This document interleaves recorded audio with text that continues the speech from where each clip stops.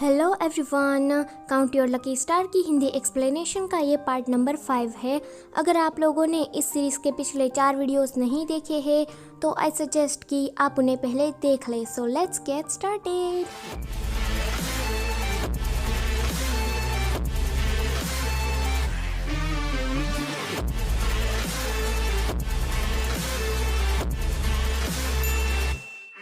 यहाँ पर हम देखते हैं कि लू यंजी की माँ ज़ोर ज़ोर से शवयू के बारे में बुरा भला बोल रही थी कि कंपनी की सीक्रेट लीक करने पर मैं उस पर केस कर दूंगी। लू यंजी उसे रोकने के लिए चाहता है तो उसकी माँ उस पर भी भड़क जाती है एंड गुस्सा होकर वहाँ से चली जाती है। उसके जाने के बाद वहाँ पर शवयू आती है। वो कहती है कि इस साल के ऑटम कलेक्शन के ऊपर मेरे पास कुछ आइडियाज़ है। लू यंजी कहता है कि शांत रहो और मेरे साथ चलो ताकि तुम्हें थोड़ी इंस्पिरेशन मिल जाए। लू यंजी उसे गेम जोन में ले जाता है जहाँ पर ये दोनों ही बहुत मज़े करते हैं। बाद में ये दोनों डिनर कर रहे थे जहाँ पर शवयू पूछती है कि तुम्हें डिज़ाइन बनाने की इंस्पिरेशन कहाँ से मिलती है। लू यंजी कहता है कि तुम्हें देखकर। शवयू कहती है कि क्या कहा। वो कहता है कि तुम्हें ऐसा कभी फील हुआ है कि जब तुम किसी और को देखो और इंस्पिरेशन अपने आप में ही तुम्हारे दिमाग में आने लगे। शवयू उसके कहने का मतलब थोड़ा थोड़ा समझ रही थी। लू यंजी बोलने वाला था कि आई, बट तभी ही शवयू ड्रिंक करने लगती है एंड उसका ध्यान भटका देती है। शवयू को अच्छा नहीं लग रहा था क्योंकि उसके पास अभी भी कोई भी सॉल्यूशन नहीं था। वो बार में जाती है जहाँ पर वो देखती है कि एक लड़का वेंशी को छेड़ रहा है तो वो वहाँ पर जाती है एंड वेंशी को बचा लेती है। शवयू अभी तक घर नहीं आई थी तो शिनचैन उसे कॉल करता है जिसके कारण उसे पता लग जाता है कि शवयू अभी बार में है तो वो वहाँ जाने लगता है। यहाँ वेंशी की मैनेजर आकर उसे ले जाती है। शवयू फिर अकेली पड़ जाती है। वो एक बेंच के ऊपर सोई हुई थी तो वहाँ शिनचैन आता है। वो पहले तो उसे उठाने की कोशिश करता है पर जब शवयू नहीं उठती तो वो उसे उठाकर नीचे पानी में फेंकने वाला था। तो शवयू कहती है कि तुमने तो मुझे सरप्राइज ही कर दिया। फिर शिनचैन शवयू को वापस ले जाने लगता है जहाँ पर शवयू उसे पूछती है कि तुम्हें क्या लगता है कि मैं लकी हूँ या फिर अनलकी। शिनचैन कहता है कि तुम्हारा थोबड़ा तो जन्म से ही अनलकी है। फिर वो कहता है कि तुम्हारी उस न्यूज़ के बारे में क्या हुआ। शवयू कहती है कि कुछ नहीं, मैं नए डिज़ाइन बनाने के बारे में सोच रही हूँ पर उस न्यूज़ के कारण मैं मेरी जॉब भी खो सकती हूँ। शिनचैन कहता है कि इस बार मैं तुमसे सीरियसली पूछ रहा हूँ, क्या लक मैटर करता है। शवयू कहती है कि हाँ ऑफ कोर्स करता है।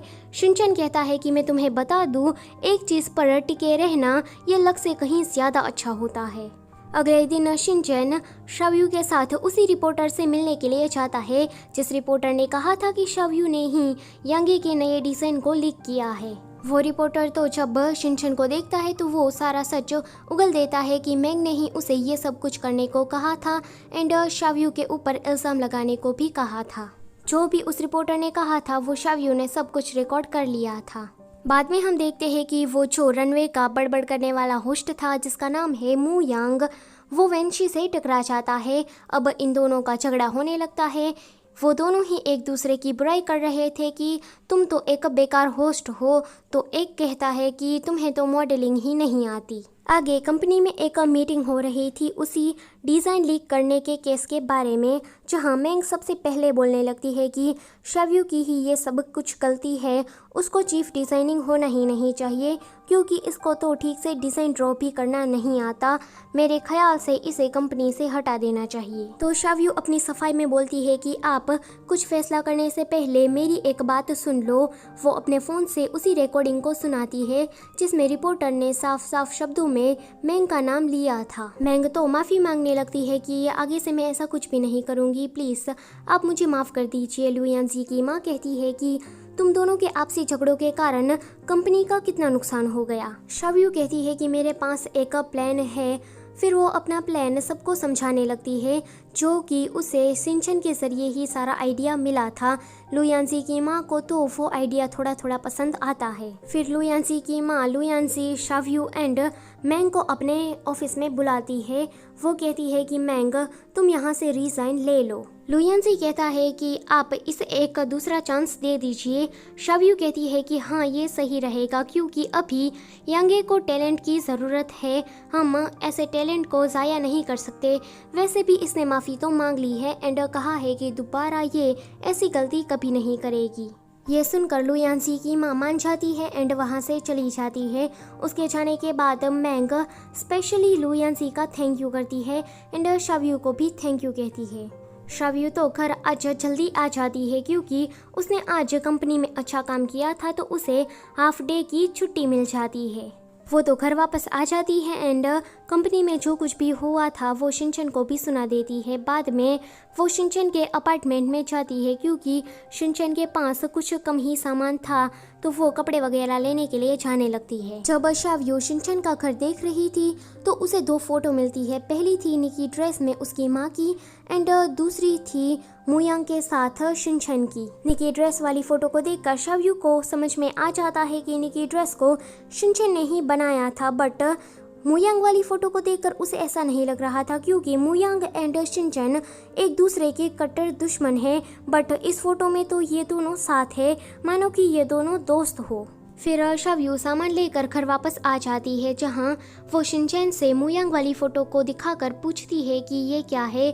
तो शिनचैन कहता है कि पहले मुयांग मेरा फैन हुआ करता था बट अब वो मेरा हेटर बन चुका है। शिनचैन तो ज़्यादा कुछ बता नहीं रहा था तो शाव्यू सुंदाली के पास जाती है। सुंदाली वेंशी का कहता है। शाव्यू वेंशी के पास जाकर भी ये सवाल करती है शिनचैन और मुयांग के रिश्ते के बारे में, पर वेंशी को भी कुछ भी पता नहीं था। बाद में ये दोनों ही इस बारे में पता लगाने के लिए जुड़ जाती है क्योंकि जो बार वाला एक्सीडेंट हुआ था उस समय से ही ये दोनों पक्की दोस्त बन चुकी है।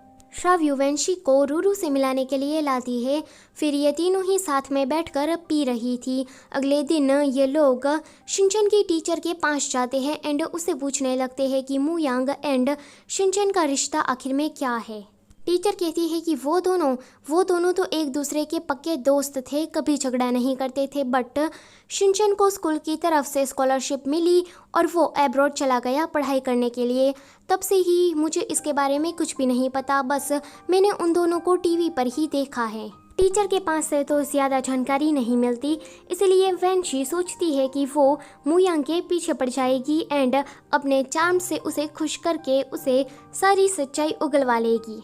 ये दोनों जब जिम में होते हैं तो प्लान के मुताबिक वेंशी काम कर रही थी, बट मुयांग पर तो इसका कोई भी असर नहीं होता है। शाव्यू जब घर वापस आ जाती है तो शिनचैन उसे एक नया डेस्क दिखाता है क्योंकि जब वो डिज़ाइन ड्रॉ कर रहा था पर उसे हो नहीं रहा था, उसे ट्रॉमा की वजह से, तो उसने डेस्क ही तोड़ दिया था। तभी ही लुयांजी शाव्यू को स्क्रिप्ट देने के लिए आया था क्योंकि शाव्यू उसकी कार में ही स्क्रिप्ट को भूल गई थी। लुयांजी के गले में शिनचैन जब वो नेकलेस देखता है तो वो पूछने लगता है कि ये तुम्हारे पास कैसे आया। लुयांजी कहता है कि ये नेकलेस मैंने और शाव्यू ने साथ में बनाया है। शिनचैन कहता है कि ये तो, पर लुयांजी कहता है कि ये नेकलेस मेरा है। शिनचैन कहता है कि तुम्हें तो हमेशा दूसरों की कॉपी करना ही आता है। लुयांजी कहता है कि तुम इसके घर में क्या कर रहे हो। शिनचैन कहता है कि ये सब कुछ एक किसकी वजह से स्टार्ट हुआ है। अगर मैं शाव्यू को कुछ भी करने को कहता हूँ तो वो तैयार हो जाएगी। ये सुनकर शाव्यू उसे एक चाटा लगा देती है कि मुझे समझ क्या रखा है तुमने। शाव्यू तो अपना ही घर छोड़कर चली जाती है। लुयांजी कहता है कि तुमने इस बार हद पार कर दी है। शाव्यू अपने पेरेंट्स के घर पहुंची होती है। शाव्यू के जाने के बाद शिनचैन को भी पछतावा हो रहा था कि उसने ये क्या कर दिया।